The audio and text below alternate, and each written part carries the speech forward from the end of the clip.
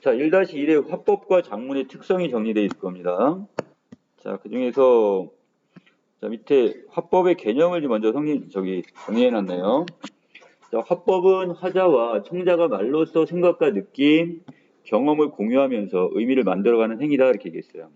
자, 말하는 사람과 이 듣는 사람, 그리고 화법이라는 건 말하기잖아요. 말하기 듣기잖아. 그래서 자, 두 사람이 서로 생각과 느낌, 경험을 공유하고 자, 그 의미를 만들어가는 행위가 되는 거고, 자, 그 다음에 이 작문이라는 것은 결국 글쓰기가 되는 거니까 필자와 독자가 글로써 의미를 공유하고 의사소통하는 행위 이렇게 보시면 되겠네. 자, 결국 화법이 됐던 작문이 됐던 결국 사회적 의사소통의 한 양상 됐나요? 한 형태가 된다 이렇게 보시면 되겠고요.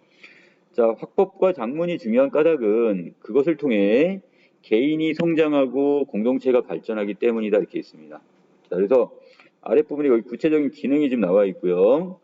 자, 아래로 쭉 내려가겠습니다. 다음 문단.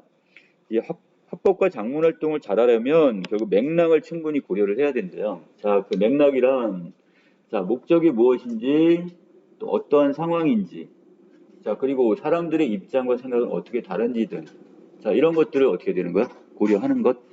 자, 이런 게 뭐에 들어간다? 맥락을 충분히 고려한다 이렇게 보시면 되겠네. 자, 그 다음 단락 넘어갑니다. 자, 1-1 바로 들어갈까요? 사회적 의사소통으로서의 어떤 화법과 작문인데 자, 이것이 어떤 우리가 말하기가 개인적인 말하기 듣기가 있긴 하지만 이것들이 결국 어떻게 되는 거야? 사회적인 어떤 관계망으로 더 확대가 될 수가 있겠죠. 자, 예를 들어서 자, 밑에 보시면 지금 이게 뭡니까? 자, 또 후보자의 청문회를 하고 있네요, 지금. 자, 청문회 발언자가 지금 이렇게 상대방이 자, 이것이 그냥 어디까지 확대될 수가 있어. 그냥 단지 이 안에서 할 수도 있지만 청문회장 안에서 만약에 블로그장으로 통해서 이 블로그의 그 불특정 다수에게 이게 만약에 더 전달이 될 수도 있는 이것도 그만큼 사회적으로 더 확장이 될 수도 있는 거죠. 자, 이것과 연결시켜가지고 바로 좀 넘어갈게요. 자, 뒷장입니다. 청문회는 대체로 사람이 묻고 사람이 답하는 방식으로 진행되지만 만약에 이것을 중계방송을 하게 되면 어떻게 된다? 온 국민이 바로 청자가 될 수도 있어요. 그만큼 확장이 될 수 있는 거죠.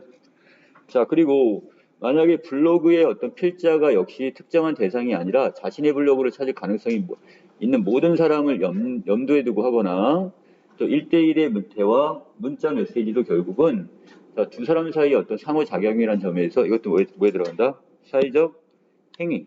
여기다 집어넣을 수 있다 이런 뜻입니다. 자, 여기까지 정리됐나요? 자, 밑에 의사소통의 개념입니다.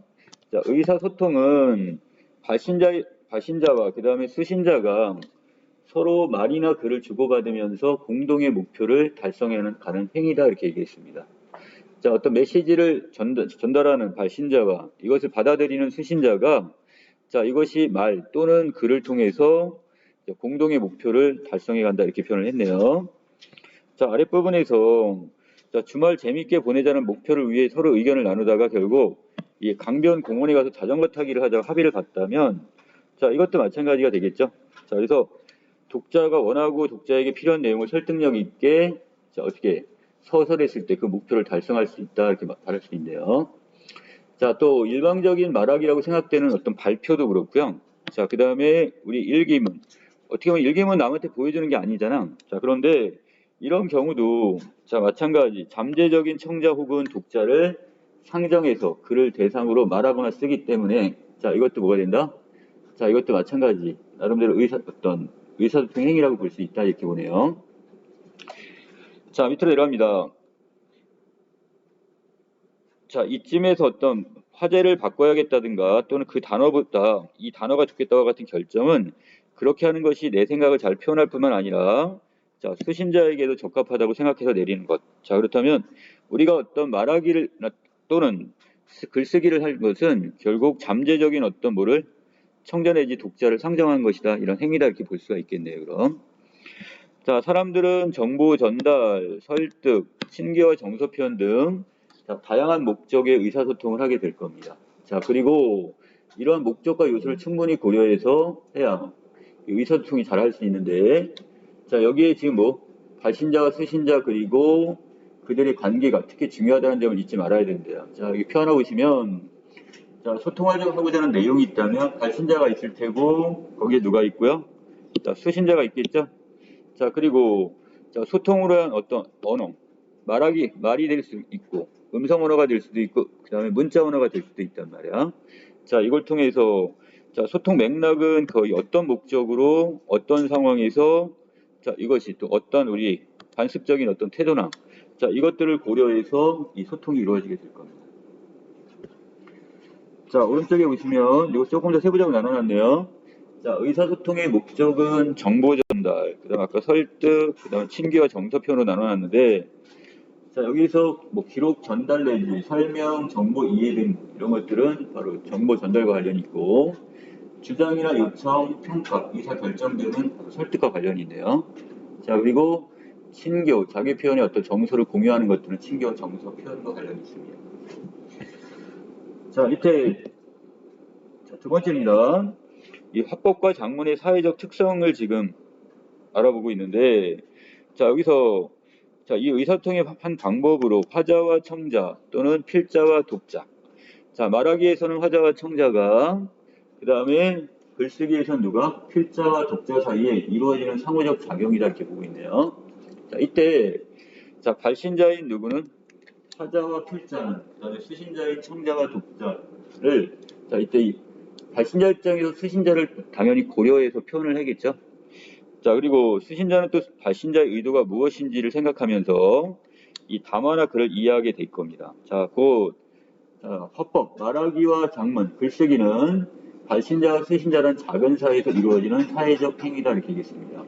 자, 여기에서는 일단 작은 사이 개념을 써놨는데, 자, 이것은 우리가 친구에게 부탁을 하거나 부탁받을 때와 같은 경우가 바로 이 작은 사이에서 이루어지는 사회적 행위 이렇게 보시면 되는데, 자, 그런데 이것이 자, 어떤 화법과 작문이 개인과 관련이 있는 집단이나 그 다음에 문화라는 큰 사회까지 확대가 될 수가 있겠죠. 자, 이루어지는 행위이기도 하대요. 자, 예를 들어 아까 그 청문회 같은 경우는 개인 간의 대화를 넘어가지고, 자, 이건 공적인 행위이면서, 그 다음에 링컨 대통령의 연설, 그 다음에 3.1 운동 때의 독립선언서 같은 경우들은 그 사회와 국가, 나아가 인류에 큰 영향을 끼친 행위가 되기 때문에, 그 뭐라고 한가? 자, 큰 사회에서 이루어지는 자, 소통 행위. 이렇게 보시면 되겠죠. 자, 그 다음에 이렇듯 우리는 말과 글을 통해서 언어를, 자, 여기서 언어 문화를 형성할 뿐만 아니라, 자, 일단 위치를 다시 바꾸겠습니다. 자, 여기서 나름대로 언어 문화를 이렇게 형성하게 되고, 사회 공동의 어떤 가치를 실현하게 되고, 더 나아가서 이런 우리가, 다시 우리의 이 문화가, 사회 문화는 결국 우리의 말과 글에 또 영향을 끼치게 될 겁니다. 자, 화법과 작문은 사회적 활동이므로 말을 주고받거나 글을 쓸 때, 자, 높임법과 같은 언어 관습과 문화를 고려해야 되겠고요. 자, 두 번째, 사회 윤리, 그 다음에 참여자의 요구, 그 다음에 말과 글이 다른 사람이 미치는 영향 등 여러 가지를 지금 고려를 해서 어떻게, 자, 이것을 의사소통을 해야 될 겁니다. 자, 그 다음에 논란이 될 만한 내용을 검증 없이 퍼뜨리거나 수신자를 고려하지 않고 또래 집단에서만 통하는 어떤 줄임말 또는 이모티콘 같은 과도한 사용을 절제하는 이유도 이것 때문에. 그러니까 결국 화법과 작문은 지금 사회적 활동이기 때문에 결국 어떤 특정한 집단 내에서만 알아들을 수 있는 말들을 사용하게 되면 원활한 의사소통이 이루어질 수 없겠죠. 자, 정리 부분입니다. 자, 화법과 작문인데요. 자, 화법은 뭐가 되는 거고요? 자, 음성 언어로서 사회적인 어떤 의사소통이 가능하게 되고요. 자, 여기도 화자 청자의 상호적 작용이 이루어진다. 자, 듣기 말하기 관습적 문화를 고려해야 된다는 것. 자, 오른쪽에 있는 모두 작문도 마찬가지네. 작문은 문자 언어로 의사소통이 이루어지며 이것도 필자와 독자의 상호적 작용은 이루어질 겁니다. 그리고 여기도 거기에 읽기 쓰기 관습과 문화를 고려를 해야 될 거예요. 자, 결론 이걸 통해서 발신자와 수신자의 어떤 상호작용을 통해서 자, 이 의사소통이 이루어지고요. 바로 이것은 다시 사회 문화와 영향을 주고받게 될 겁니다. 됐어요, 여기까지? 자, 밑에 이야기 부분이네요. 자, 이것들은 나중에 선택지로 들어갈 수 있는 부분들이니까 정확하게 오답 정리를 좀 해놓으셔야 될 겁니다. 자, 먼저 1- 기억해 보시면 화자나 필자는 말을 하거나 글을 쓸 때 자신이 속한 사회의 관습과 그 다음에 구성원의 어떤 요구, 자, 이것을 반영한다. 맞나요? 타당하죠? 자, 오. 자, 니은에서는 자, 화자와 필자가 해당 사회의 언어 문화를 창조하면 청자와 독자는 그 언어 문화를 어떻게 자, 향유하게 된다 이렇게 얘기했는데 단순한 이거 수동적인 존재가 아니야 우리는. 그래서 자, 이 발신자가 창조하고 수신자가 향유하는 게 아니라 발신자와 수신자는 어떻게 돼요? 서로 간에 상호적인 어떤 영향관계가 있는 거죠. 자, 그렇기 때문에 함께. 자, 부분적으로만 지금 타당하다 이렇게 이야기했네요. 자, 그 다음에 디귿 부분에 보시면 자, 발표나 연설 등의 독화보다 개인적인 말하기보다 자, 토의, 면접 등의 대화, 상대방을 두고 이야기를 하는 자, 이런 사회적 속성이 더 강하다고 했는데 자, 여기서 어떤 것이 더 사회적 속성이 강하다고 볼 수는 없겠죠. 자, 결국 여기서는 자, 대화 여기 다 같이 발표, 연설 등 자, 이것도 독화도 이것도 청자를 대상으로 하기 때문에 자, 사회적 속성 자, 결국 독자나 청자를 지금 대상으로 한다는 면에서는 같다고 보셔야 됩니다. 자, 리을 글쓰기는 필자의 과업으로 그 과정에 다른 사람이 개입할 수 있겠죠. 자, 그래서 이 같은 경우는 결국 나름대로의 독자 및 사회 관습, 글쓰기 관습이 개입됩니다. 자, 그래서 이건 X가 되겠네요. 자, 2번에 갑니다. 자, 의사소통 행위로서의 글쓰기 의미를 생각하며 아래의 그 활동을 하자 그랬는데, 자, 나는 종종 나 자신에게 질문을 던져. 자, 만약 내일 우주의 파국, 종말이 온다면, 자, 이때 세상이 파괴되고 따라서 내일 누구도 오늘 내가 쓰는 것을 읽지 못하게 될지라도 나는 오늘 과연 뭐를 여기에서 글을 쓸 거냐 이렇게 묻는다면 자, 여기에 대해서 답변은 뭐냐 이렇게 물어봤어요 지금. 자, 첫 번째 대답은 아니오고요. 자, 두 번째 대답은 예랍니다. 자, 그 이유는 은하들의 파국에도 자, 처음에는 지금 어떻게 저기 한다면 누구도 이걸 읽어줄 사람이 없는데 이걸 왜 쓰냐 이거고. 자, 그런데 자, 두 번째 예라는 건 어떤 별이 또 은하가 종말을 맞이한다 할지라도 또 혹시 알아? 어떤 별이 살아남아서 미래에 누군가 나의 기호들을 해독할 수 있을 것이라는 절망적 희망이 있기 때문에. 자, 그래서 그만큼 뭐를 고려하는 거예요? 자, 독자가 고려가 되는 거죠.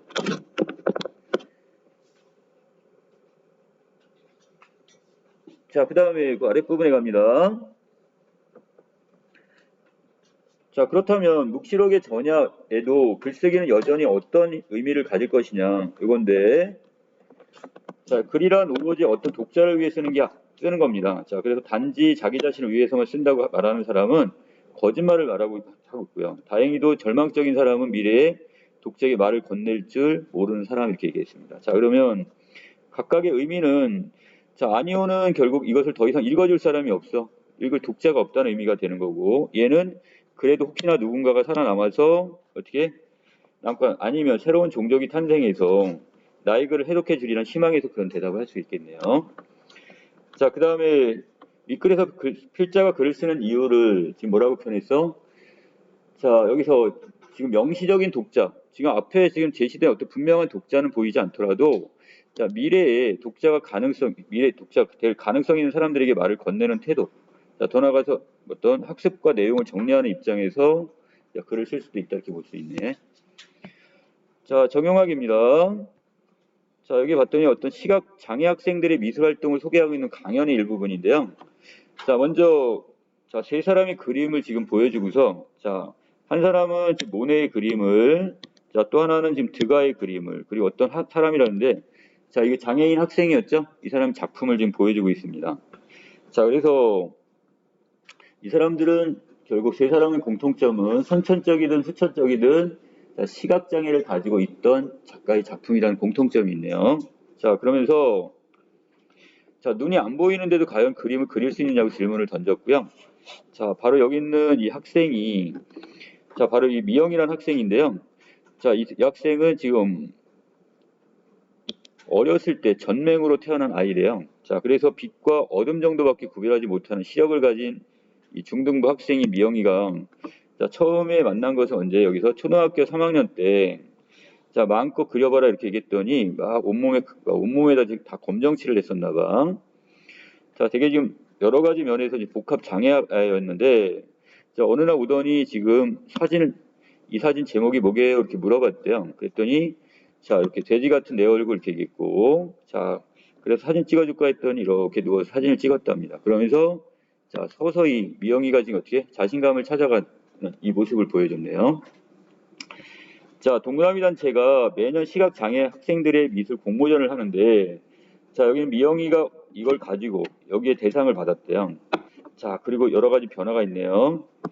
자, 더 이상 미영이를 보이는 대로만 이 복합 장애인으로는 평가하지 않고 심지어는 부러워하는 애들까지 생겨났답니다. 자, 뭔가 좀 의식의 변화가 있네. 자, 그리고 자, 여기서 이 미술을 통해서 미영이는 조금씩 자기를 찾아가고 자기의 모든 사소한 일상을 그리고 만들고 조각하는 예술가의 습관을 갖게 되었답니다.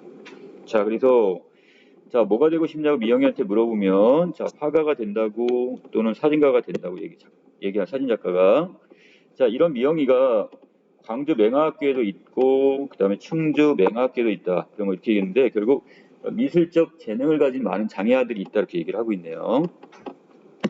자, 뒷부분에 넘어갑니다. 자, 우리나라 헌법에 모든 사람은 동등하게 교육을 받을 권리가 있다는 조항이 있는데 자, 하지만 실제적으로는 지금 어떻게 시각장애 학생들이 미술대학에 들어가는 것은 자, 어떻게 낙타가 바늘구멍 들어가는 만큼 어떻다? 그만큼 그렇게 어렵다 이렇게 이야기를 하고 있네요.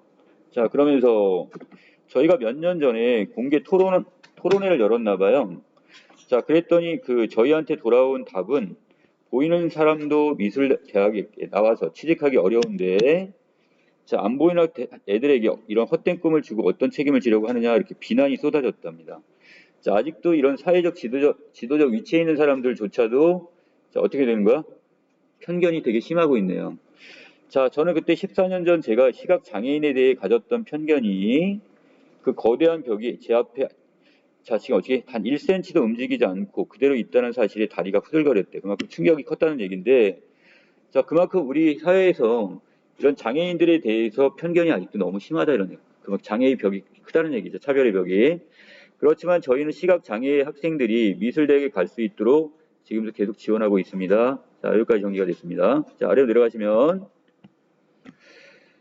자, 이 강연에서 지금 강연자의 말하기 방식에 보면 자, 표층, 표면적으로는 시각장애인도 미술 분야에 자신의 꿈을 키울 수 있다지만 자, 이 이면적인 내용, 이것은 장애에 대한 편견을 지금 없애고 장애인들이 마음껏 꿈을 키울 수 있는 사회를 만들어야 된다. 자, 이걸 주장하기 위한 이런 설득하는 글이라고 보시면 될 것 같고요.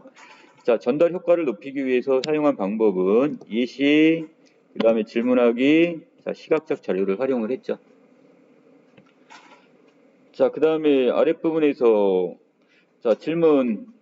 자, 미영이가 마음을 열게 된 계기는 뭐 때문에 그림에 대해서 저의 시선으로 바라보지 않고 자, 미영이 입장에서 공감해 주니까 마음을 열었다 이렇게 얘기를 했고요. 자, 또 강연 내용의 문제를 제기하는 입장에서는 사람들이 편견이 지금도 심한 대학이라고 다를까요? 이렇게 얘기했습니다. 자, 그렇다면 어떻게? 자, 여기에 대한 전문 기관들이 먼저 나서가지고 자, 이런 장애에 대한 편견을 좀 무너뜨려야 된다. 이걸 이야기하고 있네요. 자, 각각 관계가 어떻게 변했는지를 물어봤는데 강연자와 미영이의 관계는 처음에 일방적으로 도움을 주는 이런 상황에서 자, 나중에는 자, 이제 미영이가 변하는 걸 보며 강연자도 자신에 대한 신념을 갖고 보람을 느끼기 시작합니다. 자, 강연자와 청중의 관계인데 자, 이런 사례를 이렇게 소개함으로써 자, 이제 시각 장애아에 대한 사회적 소통에 기여할 수 있기를 기대하는 내용으로 보시면 될 것 같습니다. 자, 여기까지 내용 정리 마칠게요.